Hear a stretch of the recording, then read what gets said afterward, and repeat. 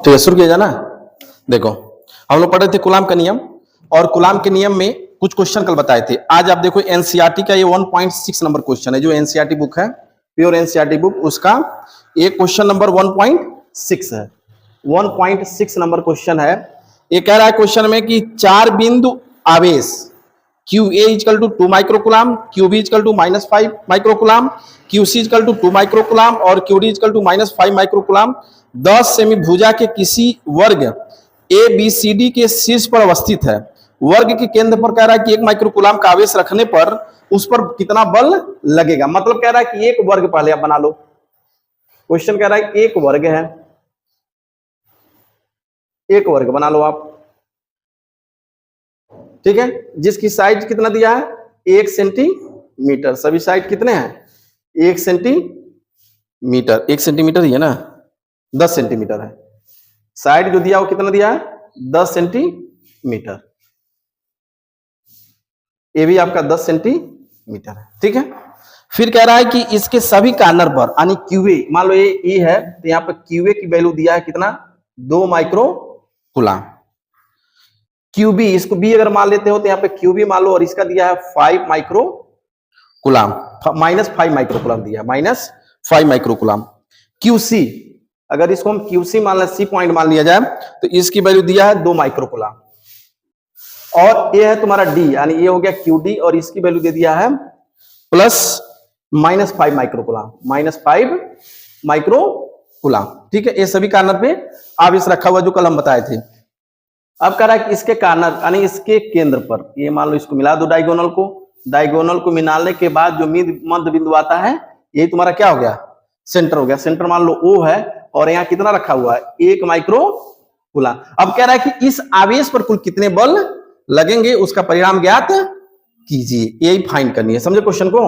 अब यहाँ पे एक चीज बताओ, जिस बिंदु पर हमें बल निकालना है, यानी इसी बिंदु आवेश पर बल निकालना है, तो इसको पहले ढक लो। अब बताओ इसके चारों तरफ कितने आवेश हैं 4 है, तो इस पे कितने बल लगेंगे 4, और इसके कारण भी, इसके कारण भी, इसके कारण भी, और इसके कारण भी, ठीक है। तो सबसे पहले हम लोग डायरेक्शन बना लेते हैं, या फिर जो दिया हुआ है यहाँ पे पहले लिख लेते हैं। देखो यहाँ पे QA की वैल्यू क्या दिया है, QA और QC दोनों की वैल्यू क्या दिया है 2 माइक्रोकुलाम, या इसी को क्या लिख दोगे 2 × 10⁻⁶ कुलाम। चूंकि माइक्रो में है तो उसको हम कुलाम में चेंज कर देंगे। ऐसे ही तुम्हारा QB और QD की वैल्यू बराबर दिया है, QB बराबर QD, और इसकी वैल्यू क्या दे दिया -5 माइक्रोकुलाम, या इसी को लिख सकते हो -5 × 10⁻⁶ कुलाम। बोलो इसमें कोई दिक्कत, ठीक है। अब इसके बाद क्या करना है, दूरी देखो यहाँ पे दे दिया है, ये भुजा की वैल्यू दे दिया है, और इस बिंदु पर हमें बल निकालना है। तो अब यहाँ पे एक चीज बताओ, इसके कारण इस पे बल लगेगा, इसके कारण भी लगेगा, इसके कारण भी लगेगा, सबके कारण बल इस पे लगेगा, ठीक है। ए या E है, इसको A मान लेते हैं, ये तुम्हारा B है, और ये C है, और ये D है।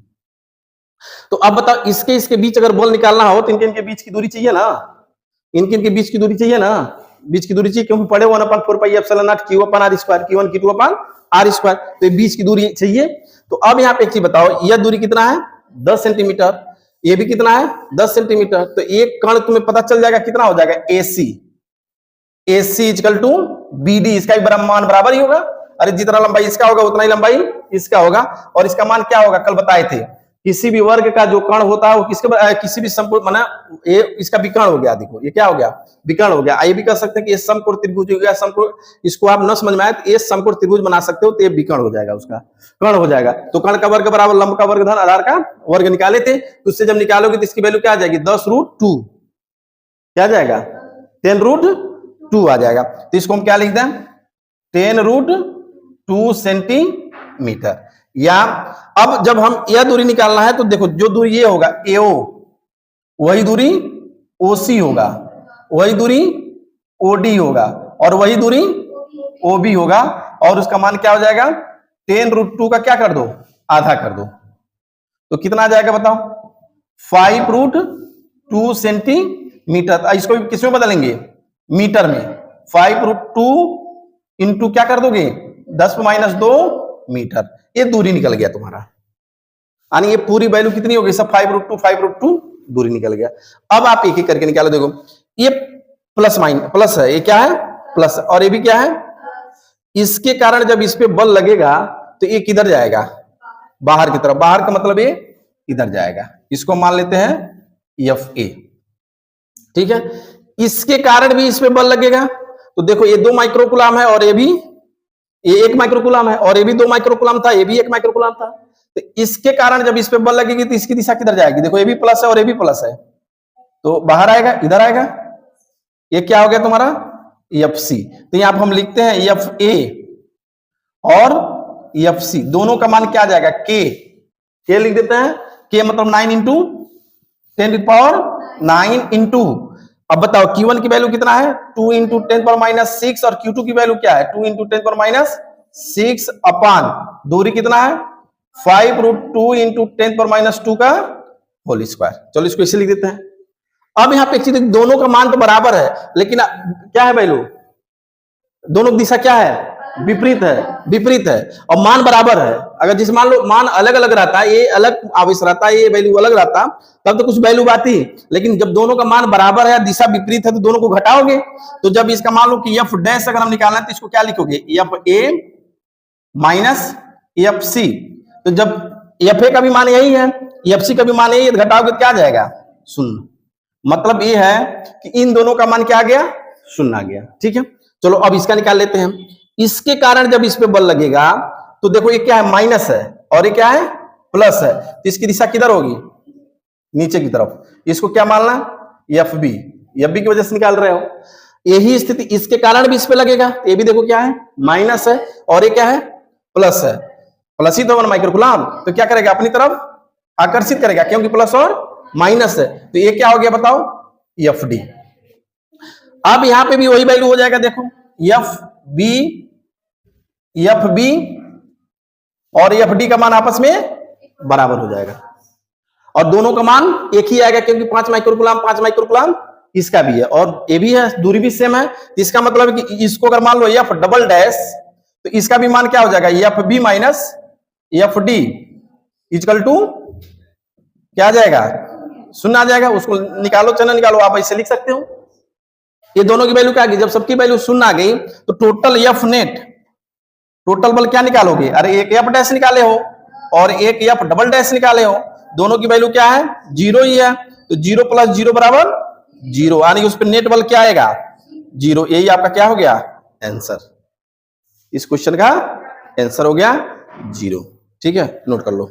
नेक्स्ट क्वेश्चन भी ये बहुत ही महत्वपूर्ण और बहुत ही अच्छा क्वेश्चन है। क्वेश्चन देखो दिया कि 2 बिंदु आवेश +q और +4q परस्पर यल दूरी पर स्थित है। तो पहले आप इसको बना लो, एक मान लो कि +4q है और एक +q है, ये दोनों कितनी दूरी पर है कैपिटल यल दूरी पर है, ठीक है। कह रहा है कि इन दोनों आवेशों के बीच तीसरा बिंदु आवेश q, तीसरा बिंदु आवेश q इस प्रकार रखा गया है कि निकाय संतुलन में है, तो q की स्थिति मान तथा चिन्ह ज्ञात कीजिए। कह रहा है कि इन दोनों के बीच, अच्छा ये बताइए +q है और ये भी प्लस है, दोनों के बीच क्या लगेगा पर दोनों एक दूसरे से दूर जाएगा। कह रहा है कि ये तीसरा आवेश इनके बीच में कहां पे रखा गया है कि जिससे ये क्या हो जाए संतुलित हो जाए, बैलेंस हो जाए। बैलेंस का मतलब ना तो यह दूर जाए ना तो यह दूर जाए, तो कैसे संभव होगा, जितना यह प्रतिकर्षित हो रहा है उतना ही बीच में एक ऐसा हम आवेश रख दें कि इसको भी अपनी तरफ खींचे और ये भी अपनी तरफ खींचे, मतलब जितना ये प्रतिकर्षित कर रहा है उतना ही बीच में ऐसा आवेश रखे जो उसको